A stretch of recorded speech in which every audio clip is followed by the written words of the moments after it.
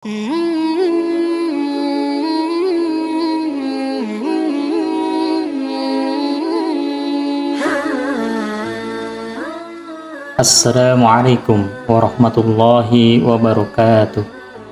Halo sohib muslim dan muslimah dimanapun berada, semoga semuanya tetap baik-baik saja.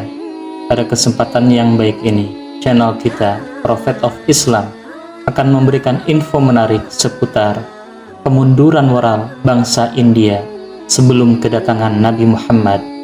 Tapi sebelum lanjut, jangan lupa like, subscribe, dan klik tanda loncengnya. Kehidupan agama, sosial, dan moral bangsa India. Para penulis sejarah India menggarisbawahi bahwa masa kemunduran paling parah dalam kehidupan agama, sosial, dan moral di negeri itu adalah permulaan abad ke-6 Masehi. India menjadi negara yang ikut terhempas oleh gelombang kejatuhan moral dan sosial yang melanda hampir seluruh permukaan bumi pada kurun waktu tersebut. Ada 3 fenomena menonjol yang menjadi ciri khas abad kegelapan yang menerpa negeri India. Yang pertama, lahirnya Tuhan dan dewa-dewa dalam jumlah yang teramat banyak. Yang kedua, hawa nafsu yang tidak terkendali. Dan yang ketiga, kesenjangan sosial antar kasta manusia.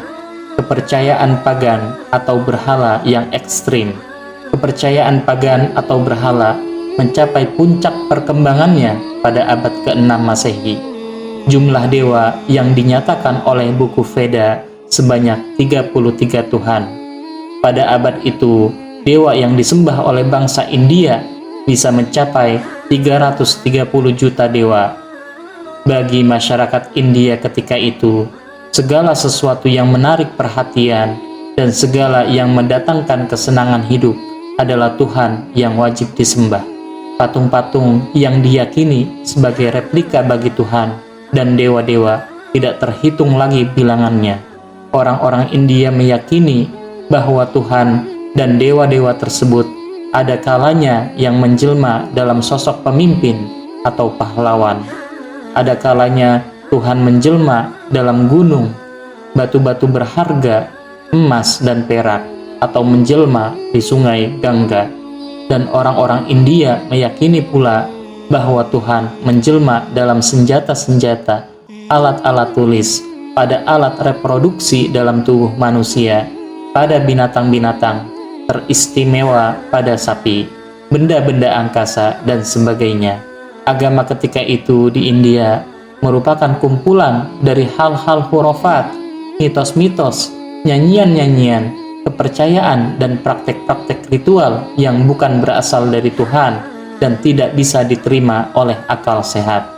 Keterampilan memahat patung di India mengalami perkembangan pesat pada abad ke-6 dan ke-7 Masehi. Seluruh penduduk negeri dari kaum awam hingga raja-raja adalah para penyembah berhala.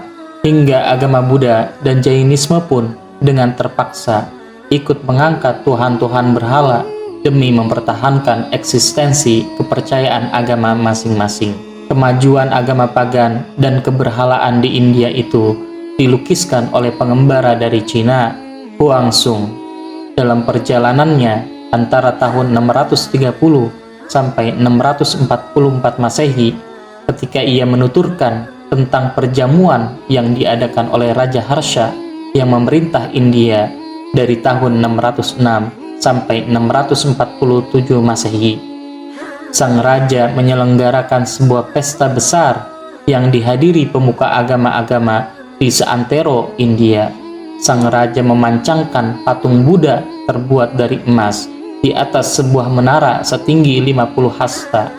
Dan saat melakukan iring-iringan, sang raja memamerkan patung Buddha dalam ukuran lebih kecil yang disandingkan dengan raja dan dinaungi oleh sebuah payung. Sedang putra mahkota, Kamorub, menghalau lalat-lalat yang ingin hinggap di atas patung sang Buddha. Huangzong juga menuturkan tentang keluarga raja dan hulu balangnya sebagai berikut. Sebagian dari mereka adalah pemuja dewa Siwa, sebagian menjadi pengikut Buddha, dan sebagian lainnya memuja Dewa Wisnu. Masing-masing memiliki Tuhan dan dewa tersendiri untuk dipuja dan disembah. Hawa nafsu yang tak terkendali. Akan halnya pemujaan terhadap nafsu syahwat, ia merupakan karakteristik yang amat menonjol dalam kepercayaan dan kehidupan masyarakat India semenjak zaman kuno.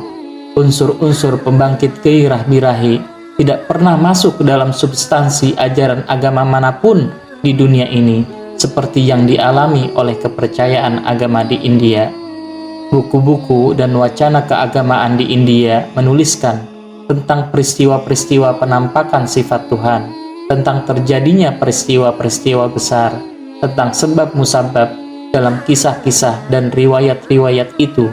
Lalu mereka menghubungkannya, kejadian-kejadian itu, dengan hubungan badan yang dilakukan oleh para Tuhan dan dewa-dewa. Penuturan kisah-kisah sedemikian itu dampaknya amat jelas terlihat pada pola pikir dan perilaku para pengikutnya.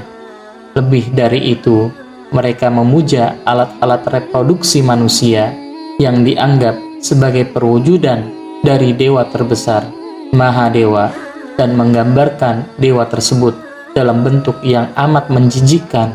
Sebagian sejarawan menuturkan bahwa sekelompok lelaki dari sekte agama tertentu di India melakukan pemujaan terhadap wanita telanjang, dan sekelompok wanita melakukan pemujaan terhadap laki-laki yang telanjang pula. Para pendeta dan pemuka-pemuka agama yang bejat moralnya terbiasa melakukan perampasan hak milik paling berharga para biarawati. Jika demikian halnya kondisi rumah-rumah suci keagamaan, apa yang dapat dibayangkan terhadap istana raja-raja dan para bangsawan? Masing-masing saling bersaing dan berlomba melakukan sebanyak mungkin kemungkaran dan perbuatan keji. Pesta-pesta yang mengundang pasangan lelaki dan wanita ketika minuman keras telah disuguhkan dan membasahi tubuh mereka, maka masing-masing akan menanggalkan busana tanpa ada rasa malu dan tanpa ada harga diri. Maka etika pun disingkirkan, moral membisu. Demikianlah seluruh negeri dihempas gelombang hawa nafsu dan hedonisme, maka runtuhlah pilar-pilar moral lelaki dan wanita. Sistem kasta di India, sejarah belum pernah menyaksikan adanya sistem sosial yang didasarkan pada diskriminasi manusia berdasarkan kasta yang lebih kejam dan lebih menistakan harga diri umat manusia, melebihi yang terjadi dalam sejarah agama dan bangsa India. Fenomena yang menjadi sebab timbulnya kesenjangan sosial itu telah muncul pada masa-masa akhir periode Veda, yang antara lain dipengaruhi oleh perbedaan profesi dan sebagai dampak atas upaya menjaga keaslian garis keturunan bangsa Arya.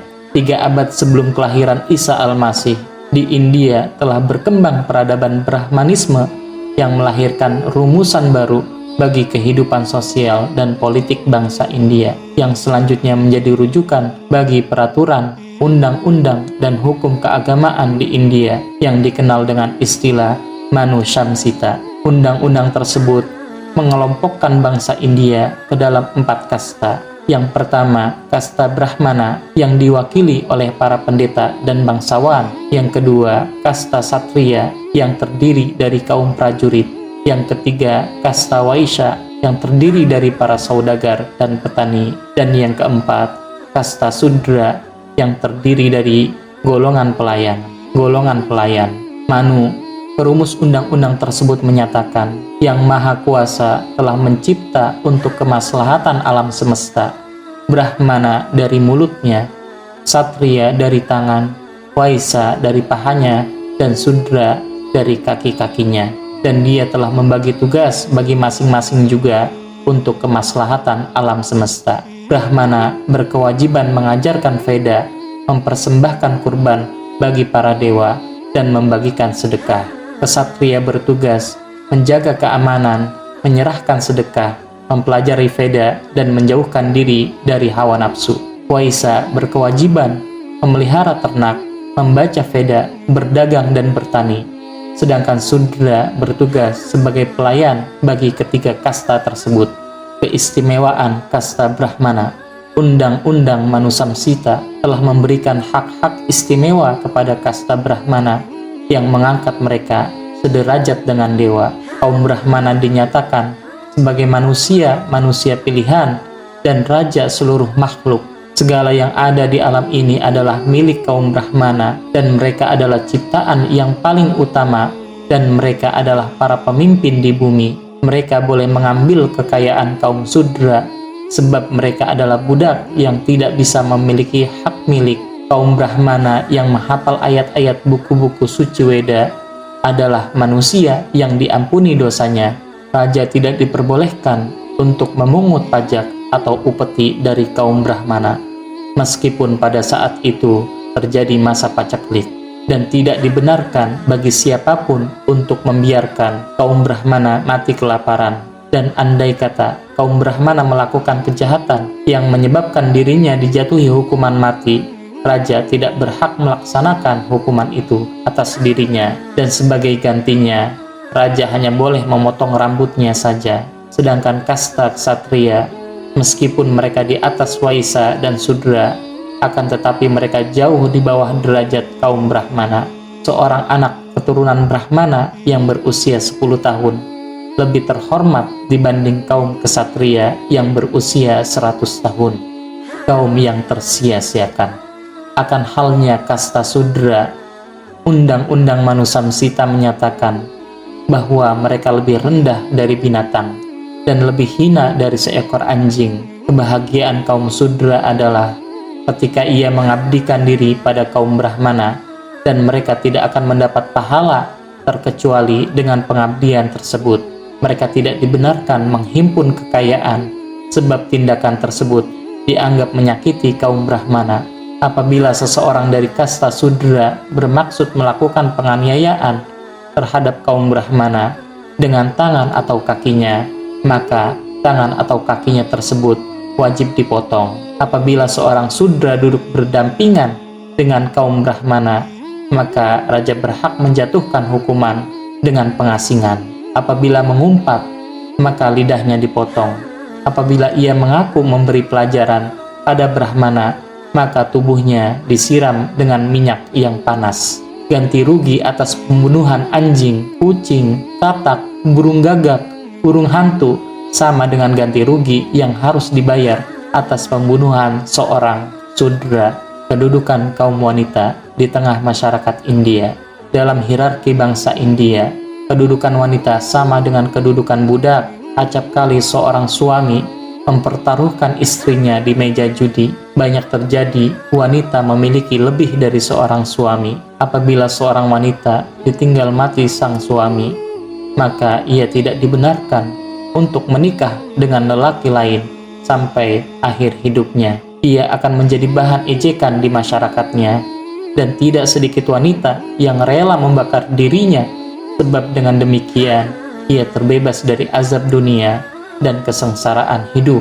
Demikianlah bahwa negeri yang kaya sumber daya alam dan pemikiran, dan bangsa yang oleh sebagian sejarawan Arab disebut sebagai negeri kearifan, penegak keadilan, kebijakan, negeri para pemikir, oleh sebab jauhnya jarak yang memisahkan diri mereka dengan ajaran agama yang benar, dan oleh sebab lenyapnya sumber-sumber ajaran agama lantaran tindak penyelewengan para pemuka agama dan kecenderungan manusia untuk mengikuti halusinasi akal dan hawa nafsu, maka negeri itu menjadi panggung kebodohan, kepercayaan pagan atau berhala, menjadi ladang tersemainya watak-watak yang keras, barbarisme, kesewenang-wenangan sosial yang tidak ada bandingnya dalam sejarah umat manusia.